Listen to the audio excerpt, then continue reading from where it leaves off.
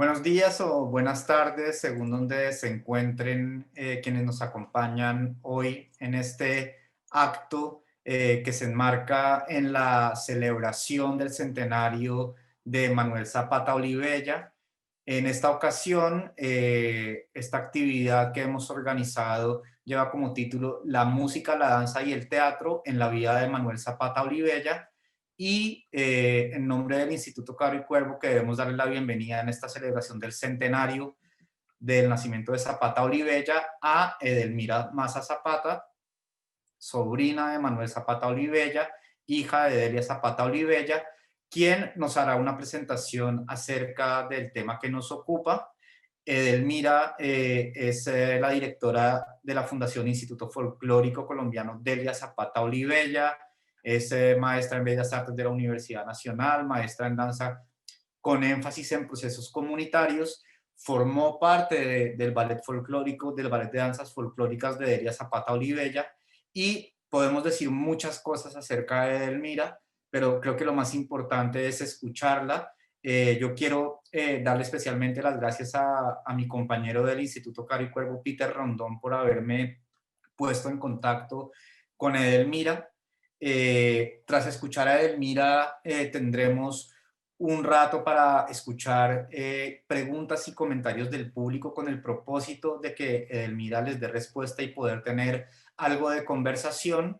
Y en los últimos 20-25 minutitos tenemos un video que hemos preparado en el que varias personas, entre ellas nuestra directora Carmen Millán, la escritora Adelaida Fernández, Peter Rondón, mi compañero de investigación del instituto, Catalina Vela de la Corporación Cultural Danfrog, la escritora Lilian Payares y algunas otras personas leerán un fragmento escogido por ellas de alguna obra de Zapata Olivella que resulta particularmente representativo para ellas, porque queremos hacer una invitación a continuar leyendo la obra de Zapata Olivella. Queremos seguir conversando sobre Zapata Olivella, pero nos parece fundamental hacer una invitación para que Zapata Olivella, su obra, siga leyéndose porque es la mejor forma de mantener vivo su legado. Entonces, gracias de nuevo, Edelmira, por acompañarnos esta mañana, esta tarde, según donde nos encontremos, y gracias también a todas las personas que nos acompañan. Así que, Edelmira, el micrófono es todo tuyo. Gracias, buenas a todos los que estamos aquí reunidos. Quiero en primer lugar dar un agradecimiento muy especial a mis antepasados, a los antepasados de todos, a los más cercanos, un reconocimiento por la vida de la que gozo hoy gracias a ellos. Es de un saludo para Manuel y Delia, a Bobó, Elecba, Bobó y Cabiosile Changó. Es un placer poder hablar de la inmensa obra de Manuel Zapata y de Delia alrededor de las tradiciones populares colombianas.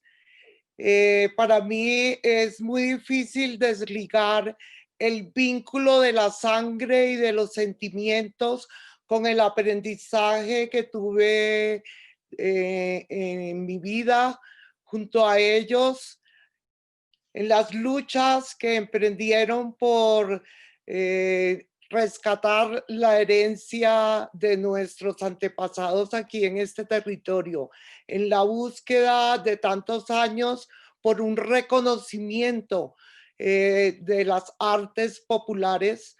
Y en esa medida hay que destacar que esta empresa inició estando ya desde niños en su educación junto al viejo Zapata, mi abuelo, quien con su enseñanza humanística nos ha dejado un legado muy importante. Quiero destacar el vínculo que ha existido siempre junto a la naturaleza, la admiración por todos los dones que acompañan a este territorio en su geografía y en las gentes que lo habitan. Este reconocimiento por parte de Manuel y Delia de las gentes de este país es una labor muy importante, una inmensa labor que acompañada de sentimientos no, sin límite en el espacio no pueden ser cuantificables, pero que suponen un inmenso conocimiento y conciencia de nuestra situación como seres en este mundo. La conciencia, el conocer la herencia, la historia de nuestro pueblo para buscar un mejor mañana, se convierten como en una suerte de baluarte en esas luchas en la búsqueda de la libertad de nuestros pueblos. Este ejercicio de dar a conocer al resto de colombianos el bagaje artístico y cultural de nuestro pueblo se inició en los años 40 cuando jóvenes Manuel y Delia se desplazaron a Bogotá a iniciar sus estudios universitarios y desde aquel tiempo ya estaban pensando en cómo mostrarle al resto del país esta cultura pujante que todavía hoy nos acompaña. Estas primeras muestras de nuestra cultura se vieron a través de la música, con músicos costeños que en ese tiempo no se conocían acá en el interior del país, con sus gaitas, con sus bandas de porros y de paseos que fueron difundidas en unas fiestas muy familiares, digamos, en los grupos de estudiantes organizaban una suerte de empanadas bailables, que eran oportunidades para mostrar esta música y existen relatos de las reacciones de las personas acá en el interior al escuchar estas músicas. Posteriormente, cuando Delia y Manuel emprenden una investigación en la costa atlántica y después en la costa pacífica, tratando de recopilar las tradiciones populares. Me recuerdo mucho las historias de mi madre, de cómo llegaban a los pueblos y ponían unos cartelitos que decía médico y en el otro modista. Y entonces Manuel estaba investigando la medicina empírica y Delia estaba tratando de recopilar estas costumbres que había en estos tiempos con relación a la vida, a la filosofía de las personas.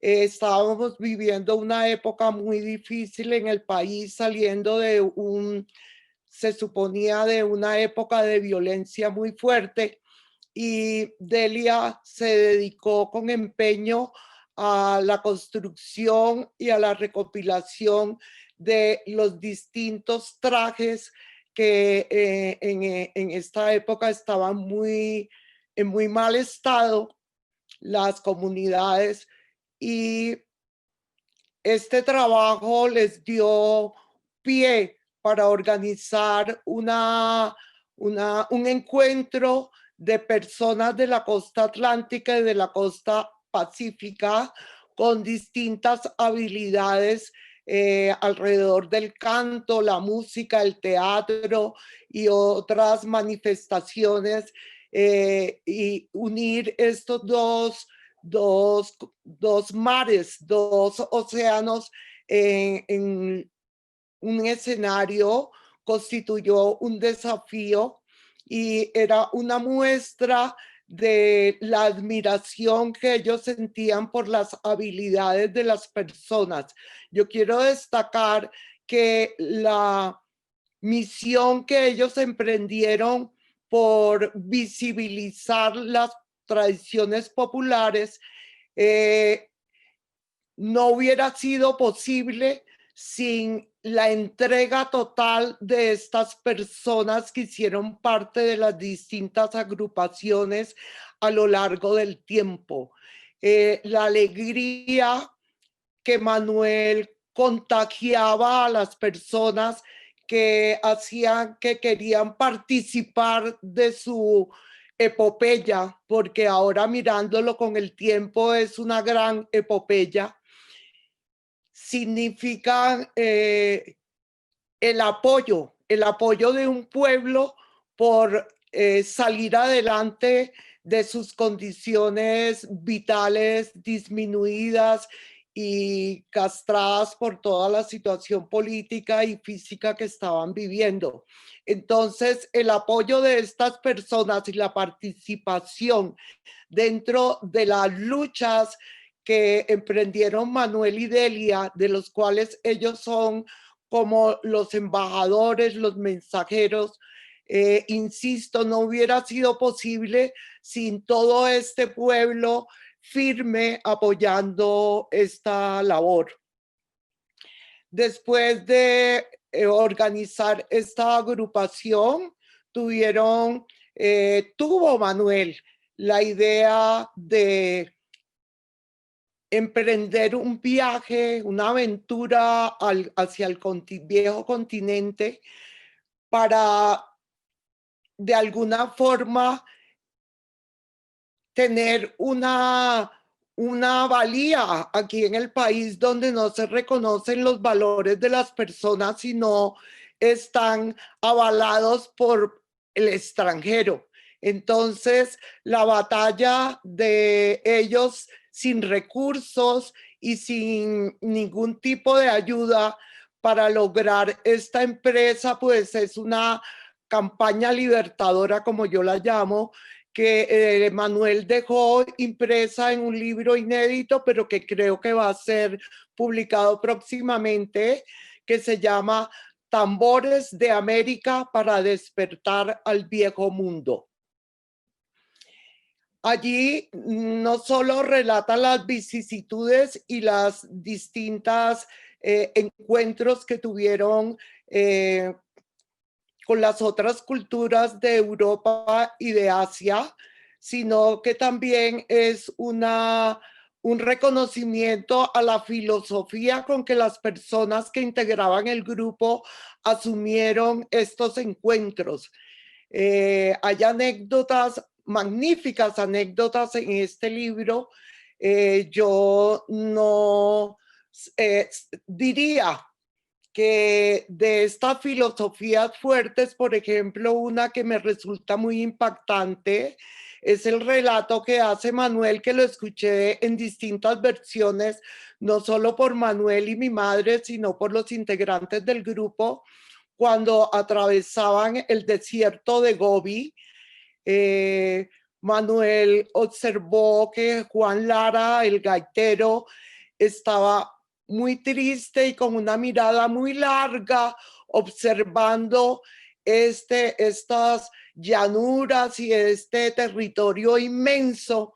Y Manuel le preguntó: Juan, ¿qué piensas? ¿Por qué estás así de melancólico y pensativo? Y Juan le contestó: doctor, es que estoy preocupado.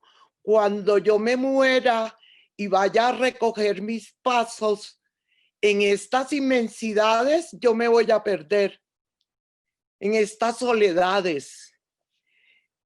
A mí me parece eso de una fuerza impresionante y de un carácter filosófico muy importante para nuestra cultura, teniendo en cuenta que eran campesinos, artesanos y gentes del pueblo que estaban mirando un nuevo mundo. Recuerdo los tiempos en que mi madre sacaba el mapamundi para explicarles cómo era la gran aventura que iban a emprender hacia otro continente cruzando el gran océano y las inquietudes que despertaban en ellos toda esta aventura. Después, al regresar a Colombia, en el tiempo con Manuel ha dejado escrito absolutamente toda su experiencia alrededor de las artes y alrededor de este apoyo incondicional que brindó a esta embajada artística, y que Delia continuó en el resto de su vida tratando de que el pueblo colombiano tuviera un sentido de pertenencia con su territorio, con su geografía, con sus conocimientos, con sus saberes. Y este trabajo se ve traducido no solo en la cantidad de artículos y de notas que él permanentemente hace en su obra, sino la importancia que adquirió ese vínculo y esa búsqueda, esa conexión con el continente africano, que nos abrió todo un universo espiritual, teniendo en cuenta que no solo la cultura amerindia tenía una religiosidad fundamentada en el movimiento, acompañada de músicas, cantos, sino la llegada de este pueblo africano con esas mismas aptitudes para mostrar la grandeza de la naturaleza y de la vida a través del movimiento de los cantos, la música y el teatro, y muchas otras manifestaciones alrededor de la construcción con las manos de nuestra cestería, nuestra cerámica, nuestros dichos. Esta espiritualidad es reflejada en estas danzas que en algún momento se convirtieron en muchos años en espectáculos, pero que realmente no son un espectáculo, son la expresión viva de nuestro espíritu. Entonces vemos que cuando uno lee los cronistas, como por ejemplo Fernández de Piedrahíta, que relata acerca de las fiestas, los areitos que se hacían acá en América, expresa que los nativos de este territorio están vinculados con la deidad, con la divinidad, no solo a través de la palabra, sino con todos los talantes del cuerpo. Esto para mí me parece que es de una grandeza poder estar en el concierto universal mostrando el trabajo de nuestro espíritu a través del movimiento y participar de este concierto del universo. Esto es más o menos lo que yo vivencié en todas las batallas que dieron Manuel y Delia a través de su vida, con cantidades de eventos y situaciones que los ponían permanentemente en riesgo, que estaban luchando contra las inequidades del medio y del pensamiento de las personas que hoy todavía consideran que el folclore es una expresión exótica de los valores espirituales que tenemos como pueblo. Entonces, esta lucha por mantener viva el sentimiento espiritual que todavía está en mora de un reconocimiento por parte nuestra como pueblo y de una manifestación que verdaderamente nos represente. Bueno, es una cosa inconmensurable. Yo diría que esta hambre de conocimiento y de querer mostrar la naturaleza del pueblo colombiano es una herencia muy importante que recibí de Manuel y de Delia.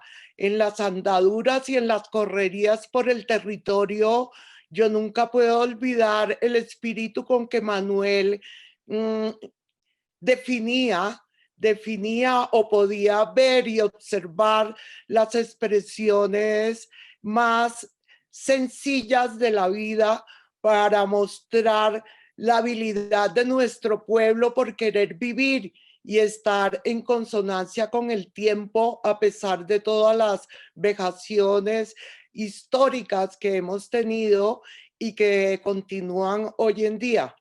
Entonces, para mí es quiero mostrar mi admiración por todo el legado que nos han dejado Manuel y Delia con esta búsqueda, esta lucha por reconocer y hacer que se reconozca el trabajo vital de nuestros pueblos en la lucha por la vida. Pues no sé qué más puedo decir. Hay que estudiar la obra de Manuel porque él da unas pautas muy importantes y un estudio muy profundo acerca de cada cosa que debemos emprender nosotros, los hombres de hoy, para tener una mejor vida en el futuro. Muchas gracias, Edelmira.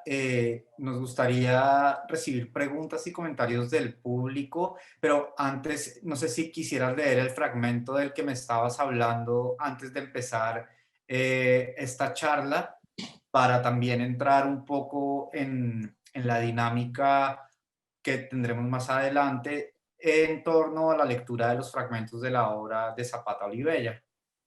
Sí, yo encontré, bueno, es que existe mucho material alrededor de la obra de Manuel y Delia y uno no para de encontrar cosas que lo sorprenden. Encontré un documento, un artículo que envió Manuel desde China para Cromos sobre lo que les estaba sucediendo a ellos en su tiempo con relación al viaje. Y se llama así: El folclor colombiano en Pekín, por Manuel Zapata Olivella, especial para Cromos. Esto es de 1958, creo. La presencia del folclor colombiano de Delia Zapata Olivella fue recibida con gran entusiasmo por el pueblo chino. Esta visita revestía singularísima importancia, no solo desde el punto de vista artístico, sino también del científico. Sabios de todas las especialidades convirtieron a nuestra embajada en objeto de estudio para confrontar nuestras culturas. Los etnólogos, sociólogos y musicólogos veían en nosotros algo así como la famosa balsa Kon-Tiki, después de cruzar el Océano Pacífico, una oportunidad de investigar sobre el terreno los hechos de cuánto había de verdad en la hipótesis de que primitivas migraciones asiáticas habían llegado a la América. No se trataba desde luego de investigar rasgos fisonómicos ya muy conocidos, sino de estudiar nuestros instrumentos folclóricos, especie de fósiles de edades remotas que con su sola presencia testimoniaban grandes estadios de la humanidad sepultados en los tiempos. El interés de los artistas corría parejo con el de los científicos. Constantemente se nos anunciaba que representantes de distintas agrupaciones artísticas querían visitarnos. Estos anuncios constituían para nosotros embarazosos compromisos, pues ya sabíamos por experiencia que tendríamos el honor de conocer a los más destacados representantes de la cultura china. Para aumentar nuestra confusión, los renombrados artistas vestían tan sencillamente y eran sus modales tan iguales a la masa del pueblo que no en pocas ocasiones tomábamos equivocadamente al chofer u otro humilde servidor con algún elevado artista. Era de ver las venias de nuestros muchachos campesinos para responder a la cortesía china que nos distinguía con muestras de gran honor y aprecio. Eméritos actores de la Ópera Clásica de Pekín, actrices renombradas del cine, directores de escuelas dramáticas, compositores de sinfonías con instrumentación china y europea, pintores de arte contemporáneo y ancianos tradicionalistas de la plástica milenaria china. Nuestro debut en China constituyó una fecha inolvidable, no solo por el éxito alcanzado que nos enorgullecía como colombianos, sino por las peripecias pasadas detrás de bambalinas para cumplir el compromiso que habíamos adquirido con el pueblo chino, cuando por uno de estos factores imprevisibles, una parte de nuestro equipaje que incluía instrumentos y vestuarios que habían quedado atrás en un carro de ferrocarril, que en vez de seguir a nuestro tren hacia Pekín, había tomado su propio curso hacia Ulan Bator en Mongolia. Al llegar a Pekín descubrimos la ausencia del equipaje y debíamos presentarnos 2 días después. No era cosa de posponer la fecha de nuestro debut, pues las localidades habían sido agotadas muchos días antes de nuestro arribo.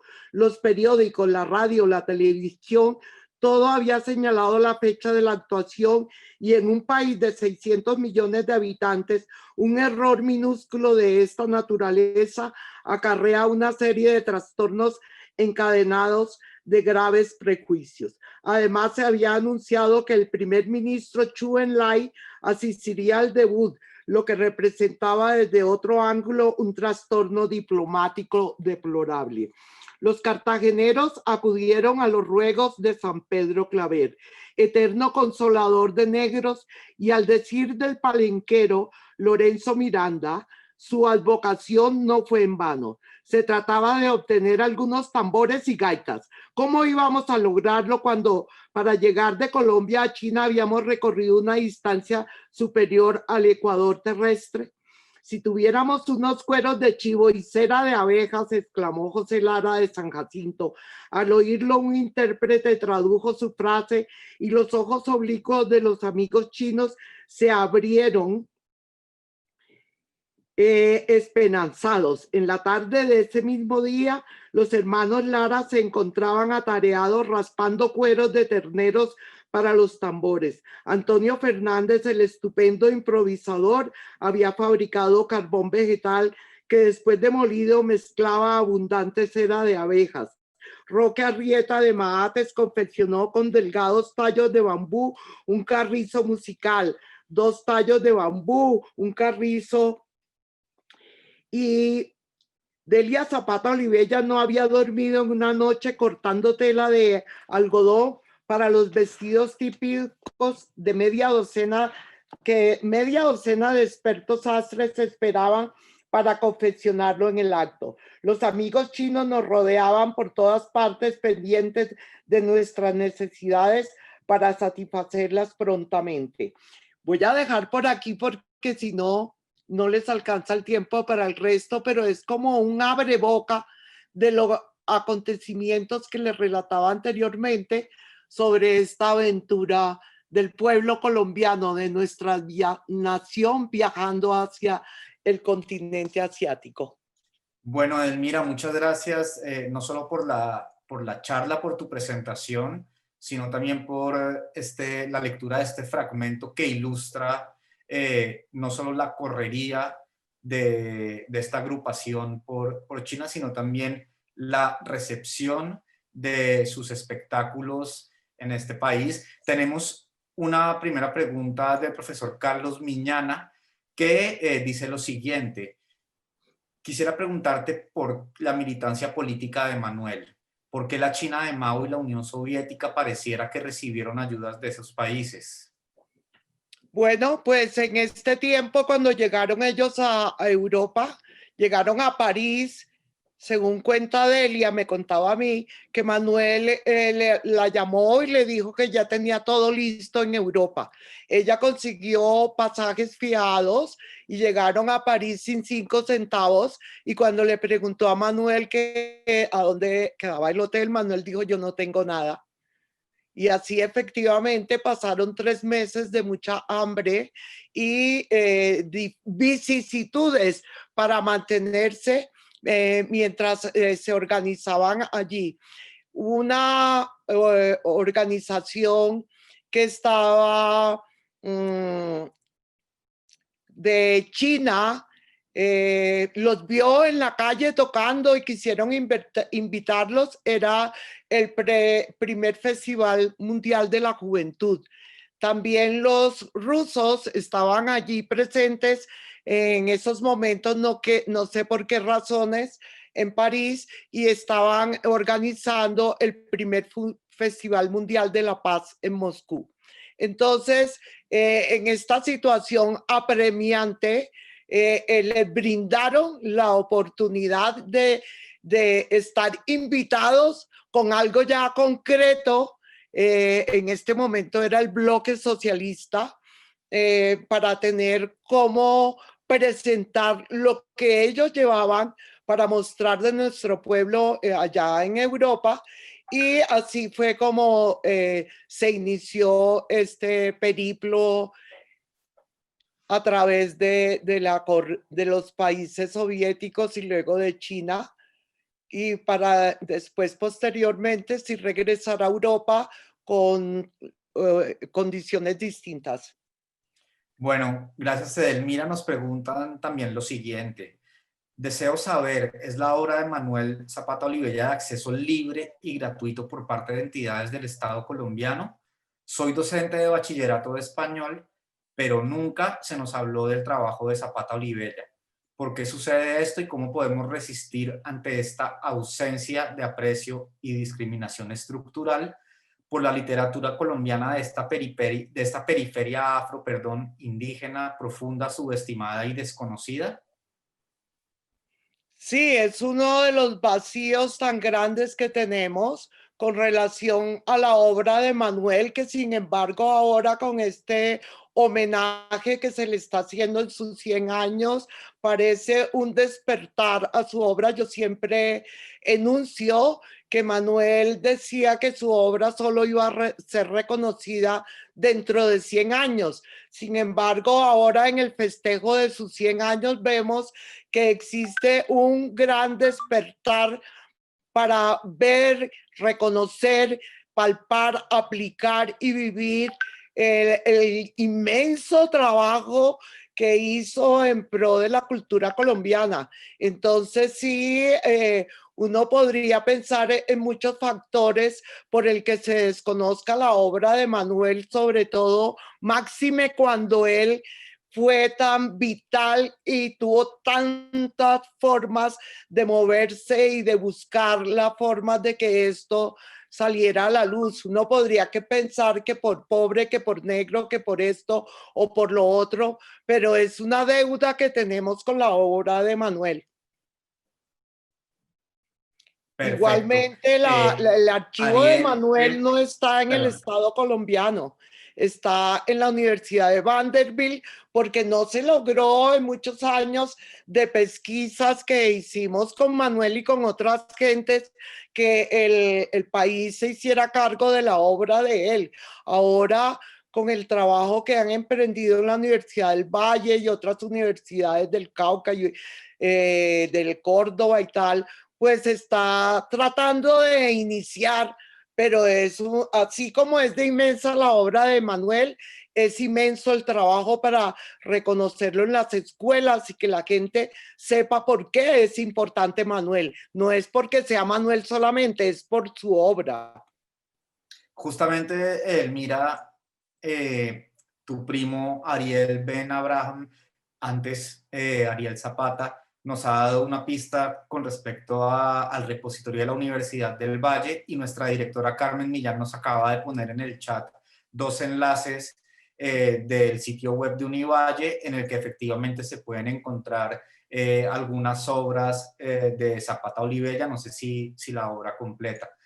Lucía Ortiz, quien es investigadora en una universidad de Estados Unidos y quien es una de las personas que además ha participado en nuestras actividades alrededor de la obra de Zapata Olivella y quien además leerá un fragmento escogido por ella de su obra. Con respecto al fragmento que acabas de leer, hace referencia al tono jocoso de Zapata Olivella como contador de historias. ¿Qué piensas tú de esto que comenta Lucía? Bueno, eso es una de las características más sobresalientes de Manuel. Dentro de la familia es bien conocida el espíritu alegre con que se enfrenta a la vida. Nosotros desde niños sabíamos que vivir es muy difícil, que vivir cuesta mucho, que hay que mantener un esfuerzo por el trabajo y por la lucha por conseguir las cosas, pero el espíritu alegre con que Manuel enfrentaba la vida es una cosa admirable. Él nunca manifestó un desagrado tan grande en la vida que no fuera soportado ni sustentado con la alegría, el placer que sentía de estar vivo y la transmisión de ese sentimiento de vida a todas las personas y cómo con voluntad se podía superar todas las dificultades. También nos preguntan cuál es el alcance de la obra de Manuel Zapata Olivella en el mundo de la diáspora africana.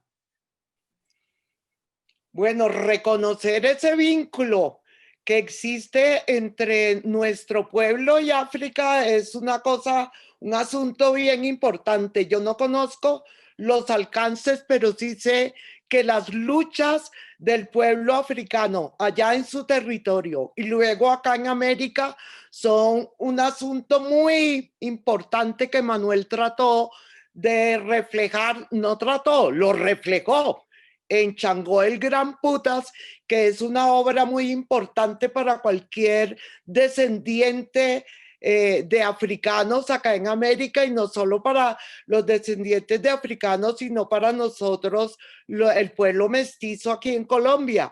No desconocer nuestra historia es un factor que nos hace estar como caminando sobre mojado permanentemente. Entonces esta magna obra nos lleva a una búsqueda y a un reconocimiento y a un conocimiento y conciencia de lo que somos como pueblo en este momento acá en Colombia.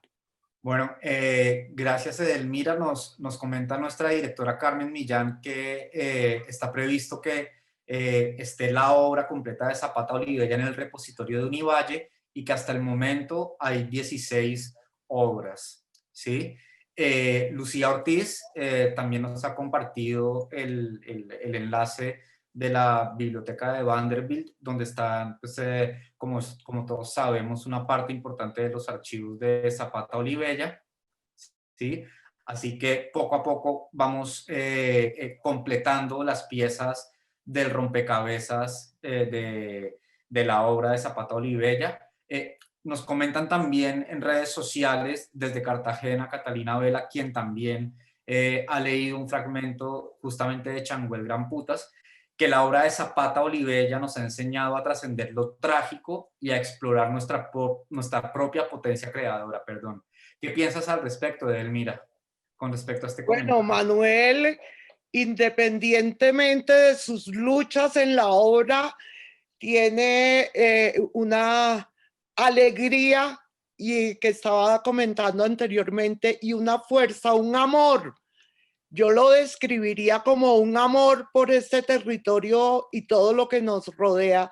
Es un amor a la humanidad, pero sobre todo a nuestro territorio que está plagado de alegría y de fuerza para seguir con la vida. Este amor por la naturaleza y todo lo que nos rodea y que está presente en la espiritualidad africana, pues se convierte en un factor importantísimo para tener fuerza con que continuar la vida. Nos preguntan también, Edelmira, ¿dónde es posible acceder al artículo de la revista Cromos del cual leíste? No sé, este álbum lo empezó a hacer mi madre en los años 50 ¿Podemos con verlo? recortes de prensa muy antiguos. Ahí tengo muchos de revistas y periódicos de España, que yo estoy segura que ya no existen esos periódicos ni revistas. Y pues a medida que pasa el tiempo voy encontrando estas pequeñas cosas que lo le avisan a uno cómo fue esta experiencia, no solo por los relatos de Manuel, sino también por estos escritores y críticos de arte europeos que tomaron su tiempo para escribir en distintos episodios de esta travesía. Yo lo máximo que tengo es el dato de que es Cromos y que es de 1958. No sabría cómo conseguirlo. Y tienes ahí tu álbum para que podamos verlo, así sea la portada y eventualmente alguna paginita para ver el tesoro que tienes allí. Bueno, vamos a ver si Bueno, un yo poquito, por favor. logro hacerlos. Ah, mira. Eh, Así muy rápido, acá dice Festival de Cáceres. En Entonces excelente. hay recortes de prensa de lo que decían en Cáceres. Por ejemplo, hay partes que dicen Madrid. Entonces acá están todos los recortes de prensa de Madrid. Acá dice Barcelona. Dice Valencia. Bueno, esto es larguísimo. Después, pues hay cosas en alemán que yo no puedo traducir.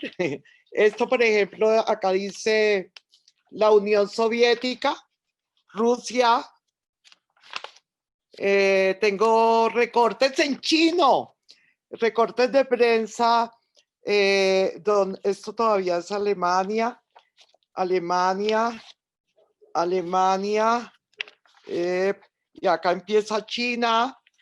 Entonces están las fotos y los... y acá hay otro artículo de Cromos de 1957, diciembre. Y bueno, no sé quién escribe el artículo porque aquí no alcanzo a ver, pero el asombro de cumbiamberos en la China. Bueno, y esto es larguísimo porque además hay muchos recortes de prensa importantísimos que no están en este álbum. Mi tío Juan, hermano también de Manuel y Delia, el padre de Ariel, me decía en alguna ocasión, ¿por qué no escribes un libro sobre tu madre? No tienes que hacer absolutamente nada, solo dice que se llame Lo que se ha dicho de Delia Zapata y reúnes esta maleta de artículos de prensa y ya con eso tienes bastante. Pues mira que realmente tienes un archivo bastante valioso para seguir el rastro de Delia y Manuel Zapata Olivella a través de sus travesías y también alrededor de cómo su trabajo fue recibido allí donde estuvieron o allí donde llegaron noticias con respecto a él.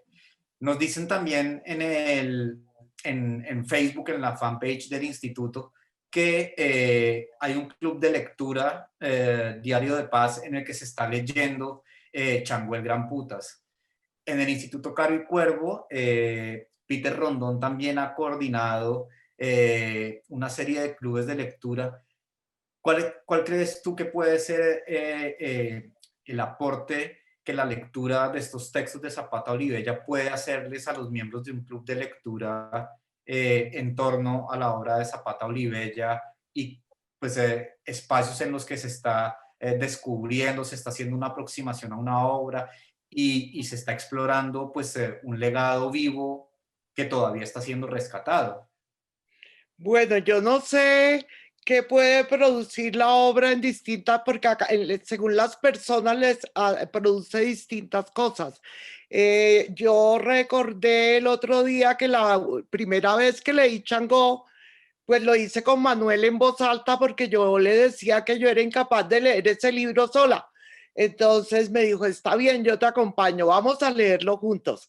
Luego un amigo caleño me dijo que en unas vacaciones había decidido leer Changó y que le había costado mucho trabajo iniciar, pero que él quería que su mamá estuviera enterada de su lectura y entonces iniciaron la lectura en voz alta, en familia, y que había sido estupendo porque se habían sentido todos compenetrados con el contenido de la obra. Yo no sé qué le produce a las distintas personas las distintas obras de Manuel. Para mí han sido siempre una fuente de inspiración. No hay nada para mí como él llamaba, fabular acerca de su obra.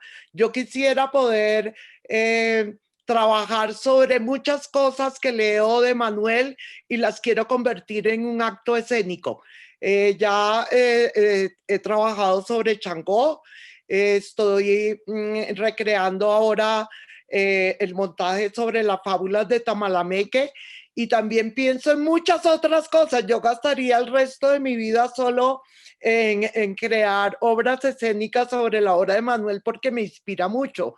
Entonces, que si estas motivaciones de él inspiran a otras personas, estupendo, porque entonces ahí uno podría ver cómo sus ideas llegan a un algo concreto, a una acción concreta que nos conduzca a otro lado. Bueno, muchas gracias, Edelmira. Aquí Ariel también acaba de compartirnos un enlace del archivo de Zapata Olivella en la Universidad de Vanderbilt. Y ahora voy a pedirle a mi compañera Jimena que nos haga el favor de poner el video que hemos preparado en el que varias personas a las que hemos invitado a leer en voz alta un fragmento de la obra de Zapata Olivella de su elección, comparten con nosotros este fragmento para invitar al público en general a leer la obra de Zapata Olivella una vez termine este año conmemorativo, a seguir leyéndola. Así que, Jimena, por favor, muchas gracias. Soy Carmen Millán, directora del Instituto Caro y Cuervo. Escojo un fragmento de Levántate, mulato, de Manuel Zapata Olivella. Y escojo este fragmento porque lo considero un acto iniciático.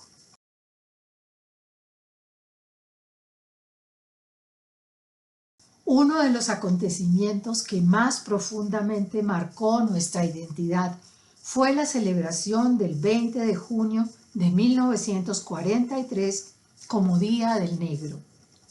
En la víspera había llegado a la capital el vicepresidente de los Estados Unidos, Henry Wallace.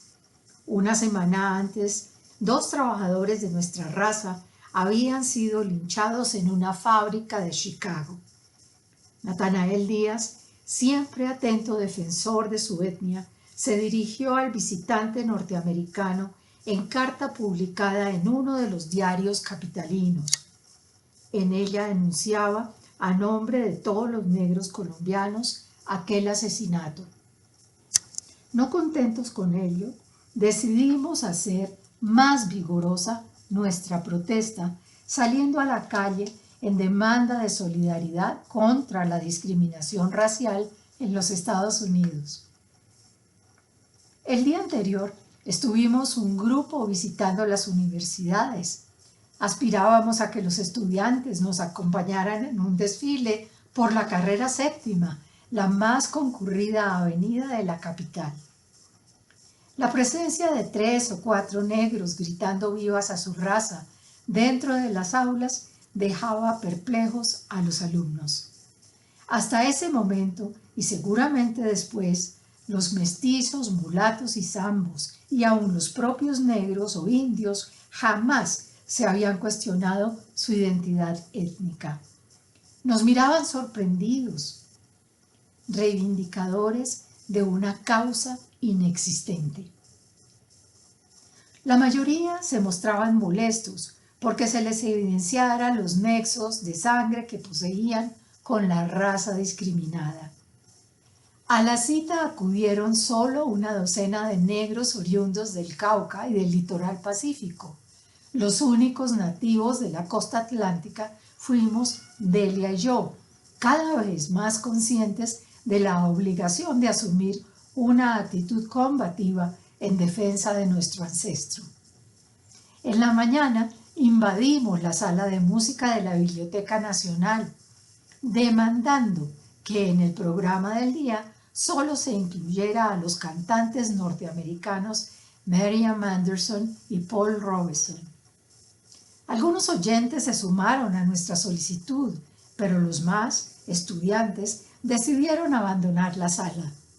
La directora, más sorprendida por nuestra presencia que por la demanda, se sumió en el desconcierto. No sabía si pedir autorización al director de la biblioteca o proceder a complacernos. Lo acostumbrado era precisamente esto, que los asistentes solicitaran, de acuerdo con sus gustos, tal o cual música. Pero nuestro reclamo era insólito. Exigíamos que en toda la mañana se tocara música de nuestros hermanos de raza. Finalmente se inició el concierto como lo pedíamos y todos en silencio escuchamos durante 3 horas los himnos sagrados que expresaban el arte, la sensibilidad y el sentimiento religioso del pueblo negro norteamericano. Después, alebrestados por los cantos, iniciamos el desfile por la mitad de la calle. Los carros debían detenerse accionando las bocinas. En las aceras los transeúntes nos miraban y oían asombrados como si de repente hubieran sido compelidos a una realidad fantástica.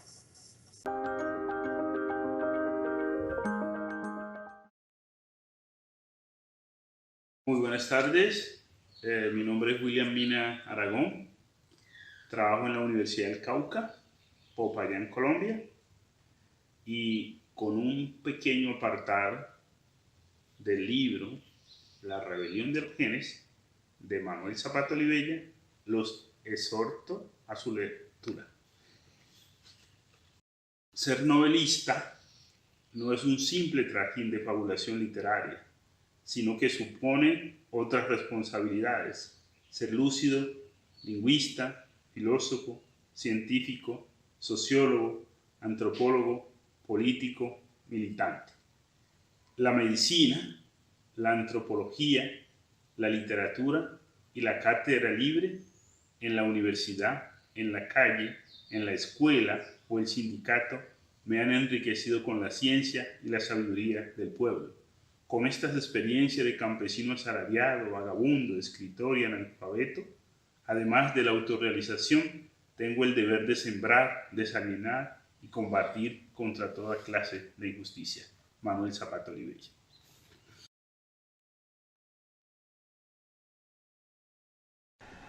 Hola, soy Lilian Payares, escritora barranquillera, residente en Madrid.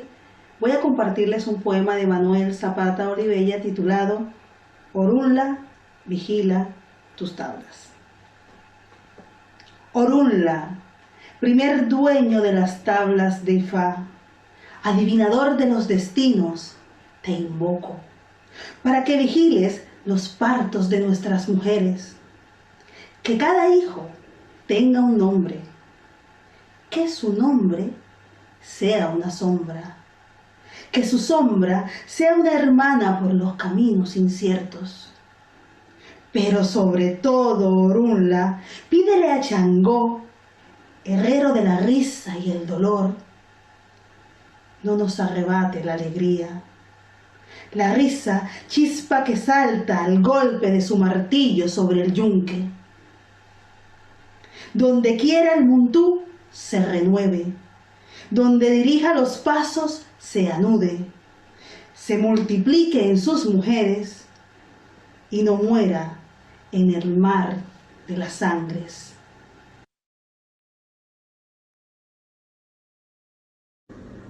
Mi nombre es Lucía Ortiz, soy profesora titular en el Departamento de Humanidades de Regis College en Weston, Massachusetts. De Manuel Zapata Olivella voy a leer de la obra He visto la noche de 1953, que cuenta sus experiencias y tribulaciones durante su viaje a Estados Unidos, el Harlem olvidado. Desde que visité a la discípula de español que vivía en las últimas mansiones de Harlem, diariamente recorrí sus calles hasta convertirme en uno de sus tantos huéspedes. Solo por las noches regresaba al centro de Nueva York a buscar refugio en el Mills Hotel o en las estaciones. Lo mismo que los muchos vendedores de frutas tirando de sus coches de uno a otro extremo de las populosas avenidas, yo deambulaba contemplando la vida amarga y sonriente de los negros. El Harlem que tenía a mi vista no era el barrio maravilloso de que hablaban los periódicos. Inútilmente buscaba en las esquinas a los negros bailando el swing y a las mujeres luciendo costosísimos abrigos de pieles. Muy atrás estaban los tiempos cuando Duke Ellington atraía la élite blanca a los salones del Cotton Club, cuando Louis Armstrong vocalizaba su trompeta de oro frente a los atónitos magnates de la ciudad baja de Nueva York, quienes solo esperaban la caída de la noche para aparecer en los salones aristocráticos de Harlem. De este pasado no quedaba sino la leyenda, y a mí solo me era dado ver la angustia y la amargura ensombreciendo los rostros.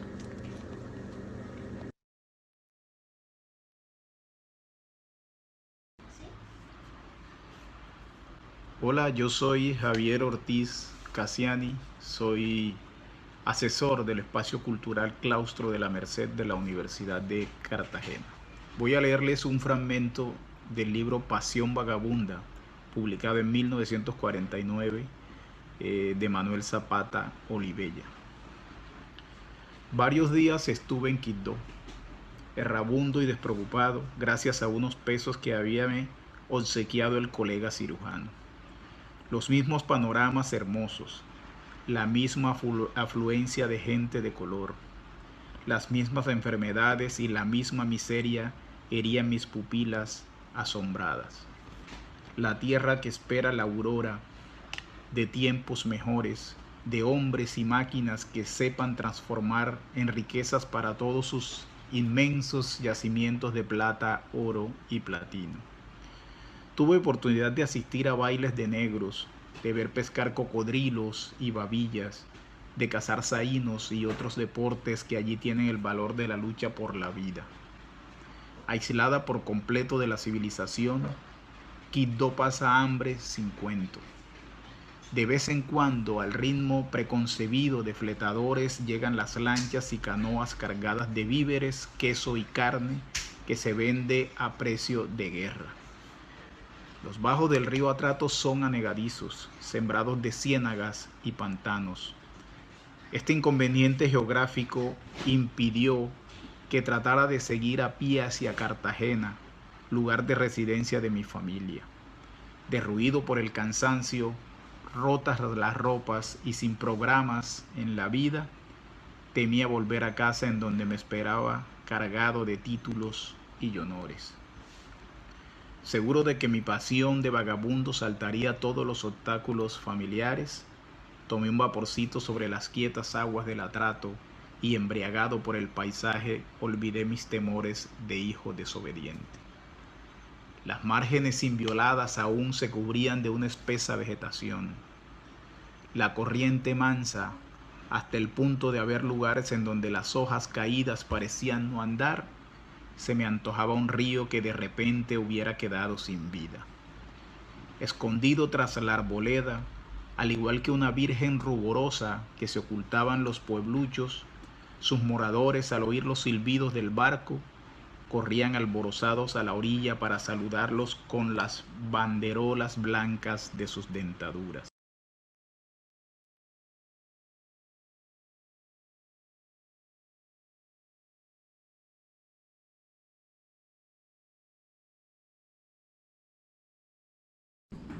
Hola, soy Catalina Vela, vivo en Cartagena de Indias, soy productora cultural y trabajo con la Corporación Cultural Danfrog, una compañía infantil de danza afrocontemporánea que este año ganó la beca de la Biblioteca Nacional para Uso Creativo del Patrimonio Bibliográfico y Documental de Manuel Zapata Olivella. Con la compañía estamos trabajando alrededor de 3 obras de Manuel Zapata: Chambacú, Corral de Negros, El Árbol Brujo de la Libertad y su autobiografía Levántate Mulato. Hoy quiero leer un fragmento de Chambacú, Corral de Negros. ¿Por qué tenían que llevarse a Máximo? Todo el mundo sabe que lucha por la paz. La madre chilló herida. Críspulo prosiguió. Será un mal soldado, aunque lo uniformen y le pongan un fusil. Cuando buscan reclutas deben saber a quién escogen. Eso es lo acostumbrado en todos los oficios. Zapatero a tus zapatos. Yo tampoco sería un buen soldado, pero ante un hombre que me amenazara con un yagatán, bueno, en la gallera tengo que hacer frente a los que me creen pendejo. Pero Máximo es otra cosa. Nació para cura y predicador. Aquí en Chambacú nadie puede pelear cuando él está presente. Agarra al uno, habla al otro, busca que hagan las paces. Yo creí que habían prendido a Media Luna. Ese sí que es peleador. No quiero decir que es pendenciero, pues fuera del ring no usa los puños contra nadie. Claro que es distinto cuando tiene un boxeador por delante. Le gusta sacar sangre y que se la saquen. Yo creo que si lo vistieran de soldado, bueno, a lo mejor tampoco serviría. Matar cristianos es algo muy serio. Máximo asegura que llenan de mentiras las cabezas de los soldados antes de que vayan a las trincheras. Libertad, patria, democracia, vainas que nunca hemos conocido. Ni el mismo Máximo, que ha leído tantos libros, sabrá qué quieren decir esas palabras. Para mí no hay sino Chambacú, ni siquiera Cartagena. Con lo mal que nos miran, ¿por qué ha de ir uno a pelear por ellos? Menos servir de burro de carga a los gringos. Si ellos quieren matar chinos y coreanos, será porque algo ganarán. Money es lo único que les interesa. Esos místeres tampoco saben lo que es democracia. Yo sé que allá cuelgan negros. Ahora quieren que nosotros les ayudemos a matar chinos. Buen negocio.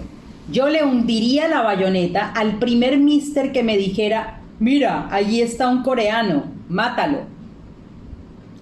Oía al hijo y contenía el grito. Su llanto fluía abundante, pero no se quejaba. Resistía su dolor igual que los gallos heridos. La sangre goteaba del giro tuerto, horadaba el suelo. Las ratas se disputaban el coágulo y corrían a esconderse. Mauretania, hambriento, pilló a una y salió al patio. Temeroso, el gallero volvió a meter sus animales en los sacos y los colgó a una cuerda. Allí suspendidos, no podrían atacarlos.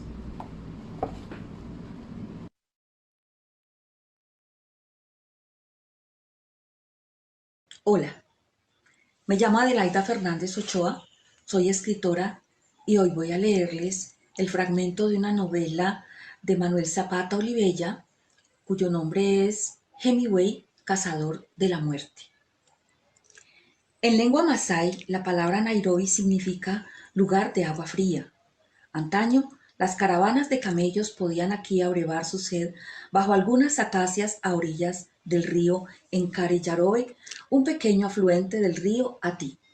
50 y tantos años después, con sus 300.000 habitantes, la ciudad se jactaba de brindar soda y hielo para saborear un buen trago de whisky escocés en cualquier restaurante. En la moderna avenida Carura podían apreciarse automóviles modelos 52 al lado de cochecitos de tracción humana. En octubre, las jacarandas parecían florecer solo para nosotros. Detrás de las bardas, un tanto prisioneras, las bugambilias nos saludaban desde los jardines privados.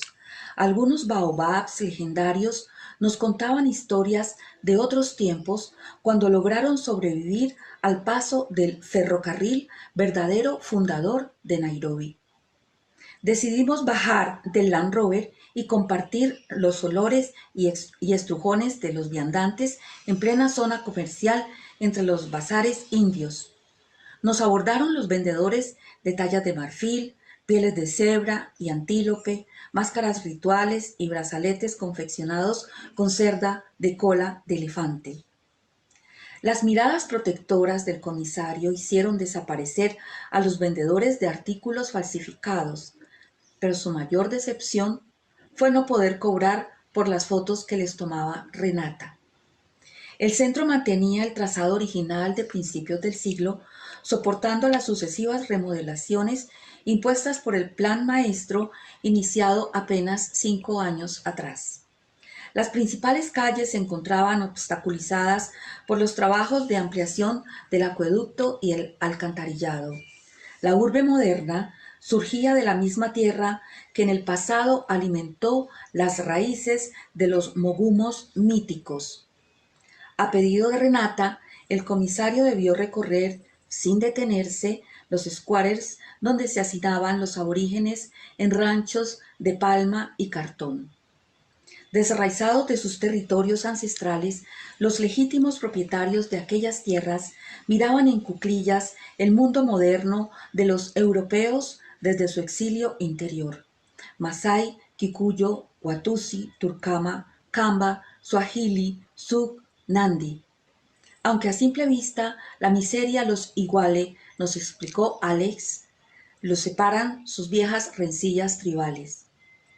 En la parte trasera del hotel, a la sombra de unas palmeras, había una especie de puesto de reclutamiento donde se concentraban los wapagasi, nombre dado a guías y cargadores de los numerosos safaris.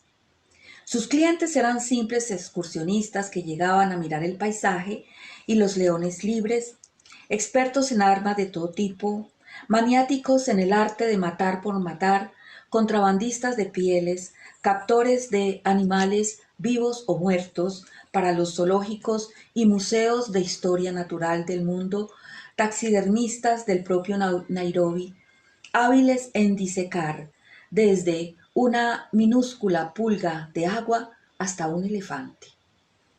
Hola, mi nombre es Peter Rondón Vélez, soy investigador del Instituto Caricuervo y en esta oportunidad quiero compartir con ustedes las primeras líneas de Tierra Mojada. Lo escojo porque es el primer libro que publicó Manuel Zapata Olivella en 1947 y me parece la ocasión ideal para iniciarse en las letras de este escritor a partir de su primera publicación. Asimismo, es el libro con el cual me inicié en el conocimiento de las novelas y la obra de Manuel Zapata Olivella. Comencemos pues. Tierra Mojada. Fumaba tercamente y varios cabos de tabaco ya se extinguían en el piso de tierra. El humo de las colillas se mezclaba al de la lámpara de gas en busca de una salida por entre las palmas y las cañas bravas del rancho. La atmósfera tupida hizo toser a la pequeña Rosaura. En otras circunstancias, Gregorio habría dejado de fumar, pues le preocupaba la salud de su hija. Por debajo de la mesa, Mocho, el perro, se remolinaba inquieto como si las pulgas lo atropellaran. Su fina sensibilidad presentía la tragedia y algo más que sus amos no olfateaban con sus torpes sentidos. Gregorio se sacudía los zancudos con violencia, mientras su hijo José Darío, al lado de su hermanita, miraba intranquilo las sombras de sus padres proyectadas en el talón del mosquitero. «Cálmate, Goyo», dijo Esteban. «Nosotros pagaremos las deudas con el arrocito que madura en las matas. Oyes a los gallos cantando, son las 12 y es bueno que nos acostemos para madrugar al corte». José Darío vio proyectarse de nuevo la cabezota del padre hurgando la llama con otro tabaco, mientras la hermanita volvía a toser. «¿Qué es lo que quiere este maldito perro que no se está quieto?», masculló malhumorado el campesino y dio una patada al animal, que sin queja alguna se hundió en un rincón, no contento con su actitud Gregorio desentrancó la puerta, lo hizo salir a golpes y cerró nuevamente la entrada. Estebana, atenta a los movimientos de su marido, le dijo, a media voz, ¿quieres que te prepare un cocimiento de valeriana? Mira, mujer, es mejor que te acuestes sola. La picazón que me irrita los nervios no es de las que se calman con valeriana. ¿No ves que se trata del último pedazo de tierra? ¿A dónde vamos a vivir con los muchachos si el Jesús Espitia hace una manguala para quedarse con él? La mujer no quiso responder que la desvelaba en nada e iría a remediar la situación. Mocho se alegró de haber sido echado fuera del rancho. Un olorcillo no extraño para él cosquillaba sus narices. Libremente correteó en derredor y husmeó los contornos, sin hallar rastro por allí cerca de lo que le inquiría desde hacía horas. Levantó la pata frente a la pared, humedeciéndola, como si demarcaran un punto de reparo, y luego, con las narices al viento, se deslizó con cautela por el camino que hendía al arrozal. Muy poco lograban ver sus ojos en la oscuridad, pero el abierto olfato lo guió por entre los aromas difundidos de la noche. Distinguía las huellas de sus dueños, tan inconfundibles como las suyas propias. A ambos lados, el vaho de los maduros arrozales, y finalmente, hacia donde lo conducían sus pasos, el olor humano contra el cual debería estar en guardia. Le habían enseñado a estar vigilante contra él y hasta morder, si era necesario. Puso en orden sus ideas. Su amo Gregorio estaba mortificado desde que los hombres, cuyo rastro presentía, pisotearon los arrozales. También recordaba a su amito José Darío cuando se presentó con el arma para matar venados. Su amo Gregorio se la arrebató y frente a ella los intrusos abandonaron los sembrados. Recordaba también cómo su dueña, Estebana, lo asusó contra ellos. Desde entonces estuvo prevenido, pero no habían vuelto hasta ahora que se presentaban mientras todos dormían. Quiso ladrar, pero creyó prudente cerciorarse de no estar equivocado. Torció por entre las matas de arroz y cerca del alambrado miró, con asombro, al enemigo. Varias docenas de novillos se arremolinaban, contenida su ansiedad por el canto manso de los vaqueros. Hombres y bestias esperaban. Una voz muy conocida, altanera y mandona, daba órdenes. Por el otro extremo, aparecieron nuevos novillos que debían venir de muy lejos, según pudo colegir de sus cansados resoplidos. Algunos se encaritaban sobre los lomos de los otros, como él solía hacerlo con las hembras. Tuvo suficiente con todo aquello para correr hasta la puerta del rancho. Tuvo suficiente. Se alegró al ver todavía luz en su interior.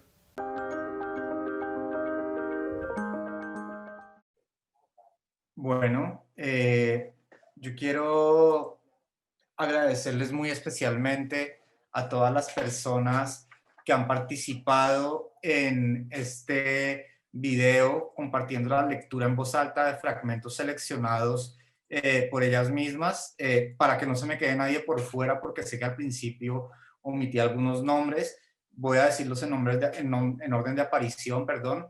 Carmen Millán, directora del Instituto Caro y Cuerpo; William Mina, investigador de la Universidad del Cauca; la escritora Lilian Payares, barranquillera, residente en Madrid; Lucía Ortiz, profesora de Regis College en Estados Unidos; Javier Ortiz Casiani, vinculado actualmente a la Universidad de Cartagena; Catalina Vela, de la Corporación Cultural Danfroc en Cartagena de Indias; la escritora Adelaida Fernández; y por último, mi compañero, el investigador Peter Rondón, quien fue quien me puso, como ya dije anteriormente, tras la pista de Edelmira Maza Zapata. No sé, Edelmira, si quisieras comentar algo más, si quisieras hacer alguna otra lectura de un fragmento. En las redes nos preguntaban hace un momento si podíamos decir algo en relación con la repercusión que ha tenido hasta el momento y sobre todo que tuvo en las décadas de los 70, 80, la obra de Manuel Zapata Olivella en Estados Unidos, por ejemplo.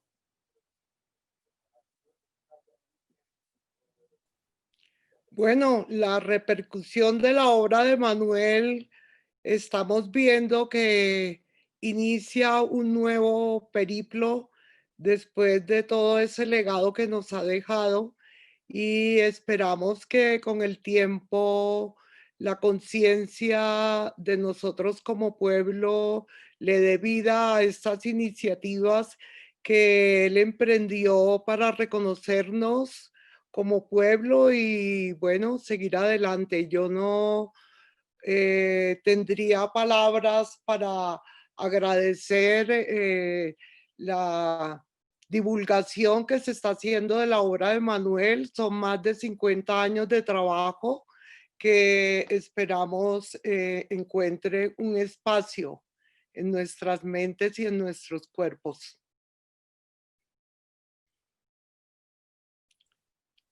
Perfecto. Si no hay más preguntas o comentarios, quizás si quieres escoger tú algún otro fragmento para leer, Edelmira, acerca de los temas sobre los que has venido hablando, y pues un fragmento que resulte representativo para ti, que te toque una fibra particularmente. Las fibras que toca Manuel son infinitas. Bueno, yo escogería leer una página de Levántate Mulato, la segunda parte, que se llama Bajo el influjo de los tótems, y dice entre la Biblia y la enciclopedia. Mi abuela Ángela Vázquez era rezandera de profesión. En Cartagena de Indias no es extraño encontrar entre los descendientes de esclavos a mujeres dedicadas al oficio de bien acompañar a los difuntos en su tránsito hacia la otra vida. Arrancado de su país natal, llaga viva en las bodegas, el negro siempre fue un cadáver cada vez más próximo a su última sepultura. Para muchos niños nacidos en el exilio africano, la muerte, la madre agónica, el padre encadenado o ausente, los llantos invocando a los ancestros, constituía el hábitat natural. La leyenda de los zombies, los dioses sepultureros, la magia protectiva, el culto a la sombra, pertenecían más a la funebria de la vida que a la propia muerte. Mi abuela negra no podía sustraerse a esta ley natural del dolor. Mis primeros recuerdos, la evocación frente a un ataúd, vestida de luto, los ojos húmedos, la serpiente viva de su camándula enroscada en el Cristo crucificado. A todo lo largo de las Antillas y del litoral caribe, en ningún lugar se persiguió tanto las religiones africanas como en Cartagena de Indias, asiento del más severo tribunal de la Santa Inquisición. La totalidad de los procesados, salvo unos 2 o 3 judíos y protestantes, fueron negros, a quienes se les acusó de réprobos, brujos endemoniados y blasfemos. Aquí no se permitió que los babalaos pudieran urdir el sincretismo entre sus orichas y los santos cristianos. Santa Bárbara nunca pudo personificar a Changó como aconteciera en el vodú haitiano o en el candomblé brasileño. Esto explica no solo el anticlericalismo de mi padre, sino la profunda alienación religiosa de mi abuela.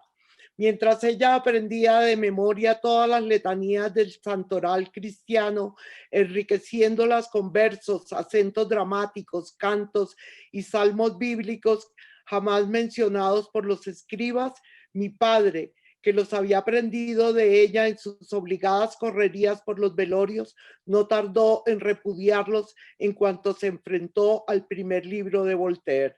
No obstante, sus actitudes de libre pensador siempre estuvieron influidas por un substrato de religiosidad panteísta africana.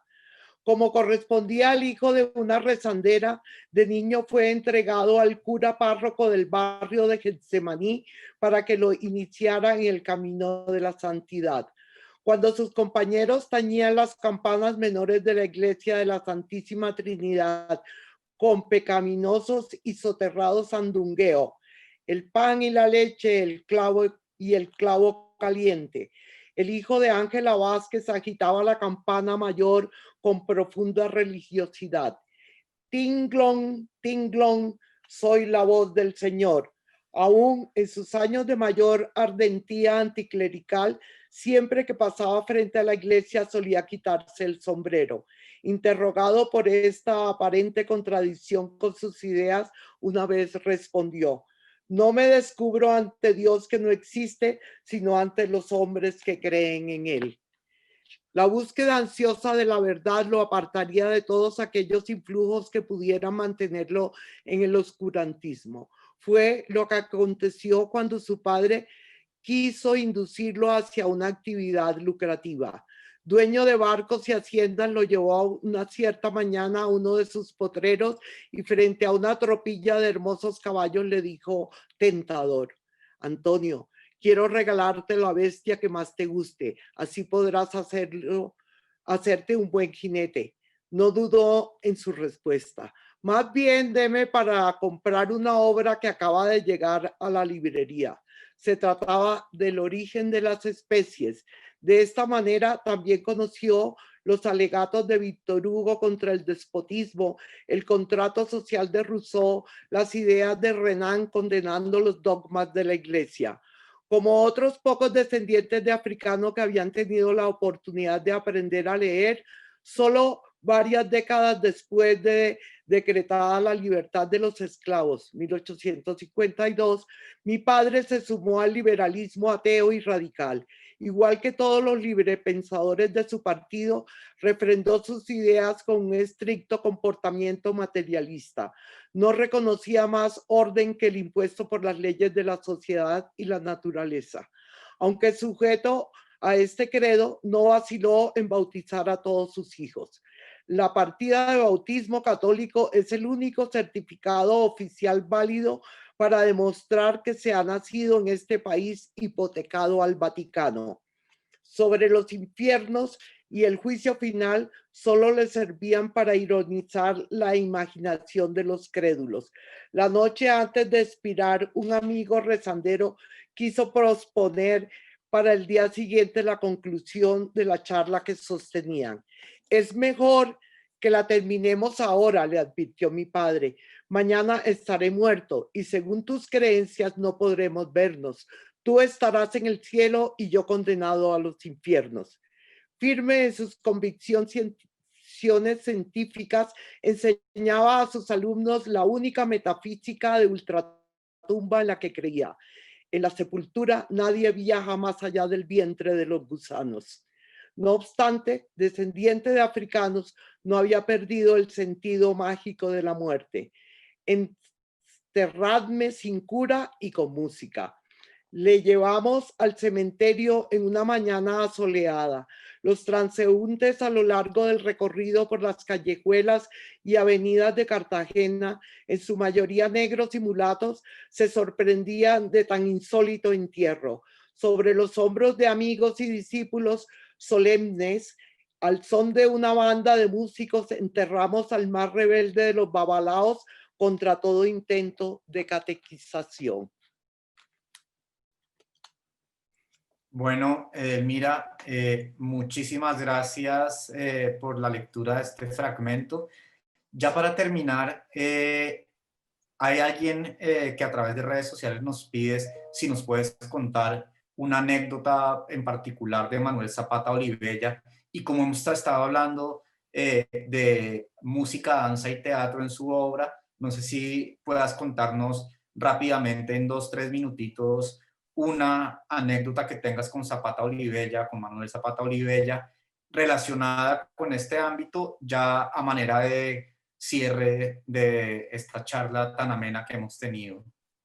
Dios, las anécdotas con Manuel son infinitas, infinitas, pero bueno, podría decir en sus últimos años, 2 o 1 año antes de fallecer, Manuel venía cada día a ver las clases de danza que yo dictaba.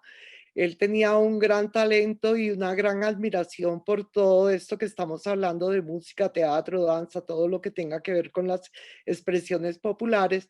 Él venía religiosamente, como les decía, a la clase y entonces me decía: oh, mija, tú eres una gran maestra. Si yo fuera joven ahora, sería un alumno tuyo y sería el mejor bailarín del mundo.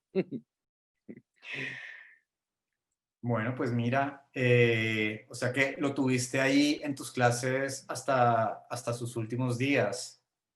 Sí, cuando estaba mostrándoles el álbum que hacía relación a todos estos relatos, también encontré un texto que escribió Manuel con relación, vamos a ver si lo encuentro, con relación a el grupo de danzas que organicé en Cartagena. ¿Dónde estás? ¿Dónde estás? Se me ha perdido. En medio de tanto papel. A ver si logro encontrar a Manuelito, que me escribió una cosa bien importante con relación al trabajo de danza en Cartagena. Ay, lo perdí, no lo encuentro. Estos son muchos papeles. Ay, me encantaría poder leerlo porque me parece que tiene mucha relación con el tema que estamos hablando. Dios mío, no lo puedo encontrar. Bueno. No lo puedo encontrar, pero habla de la danza genésica que renace en Colombia y de los guerreros que son nuestros antepasados, que nos han legado todo este bagaje cultural del que hoy disfrutamos. No lo encontré. Bueno, pues mira, ya has compartido suficiente conocimiento, suficiente experiencia con nosotros a lo largo de esta Lo encontré, hora y mira. media. Mira, con relación a Calenda, cuando fundé un grupo en Cartagena en 1986, Manuel estaba muy contento y me escribió. Él viajó a África y habíamos quedado en que íbamos a denominar, a ponerle el nombre al grupo que estaba organizando en Cartagena. Y cuando llegó, entonces empezamos a ver quién dice primero el nombre que se le ocurrió. Y entonces él me decía, tú primero. Y yo dije, Calenda, y le encantó. Y entonces yo le decía, ¿y el tuyo? Me decía, no, tú me ganaste. ¿Pero por qué? Porque yo iba a ponerle bullerengue, pero Calenda está mejor. Entonces escribió, Calenda, grupo de jóvenes cartageneros que desafía las nuevas formas colonizadoras apoyados en el espíritu mágico y rebelde de su tradición. Calenda, la danza genésica de África renace liberada con su ritmo, música y canto en la América mulata del Caribe tras 450 años de Inquisición. La danza guerrera de los indios bravos, el vudú de los negros invocando a sus 5 orichas, el Eguá, Ogún, Orún, Ochosí y Changó. El baile mágico religioso de los mestizos de españoles, indios y negros danzando con sus máscaras totémicas en las procesiones de Corpus Christi. Bueno, Edelmira, mil gracias de nuevo por compartir esta charla con nosotros, por traer a colación todas estas historias, estos fragmentos. Gracias también a quienes nos acompañaron. Para quienes nos preguntan dónde puede verse esta charla, dentro de unos días nuestro equipo de comunicaciones subirá el video al canal de YouTube del Instituto Caro y Cuervo. Y gracias también a todas las personas que aceptaron acompañarnos en esta conversación y a quienes también prepararon los videos para poder incitar a la lectura de Zapata Olivella.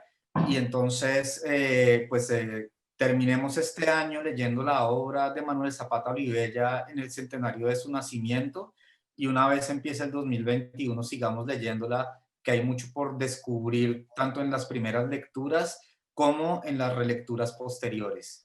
Mil gracias a todos y que tengan un buen resto de día. Gracias. Gracias.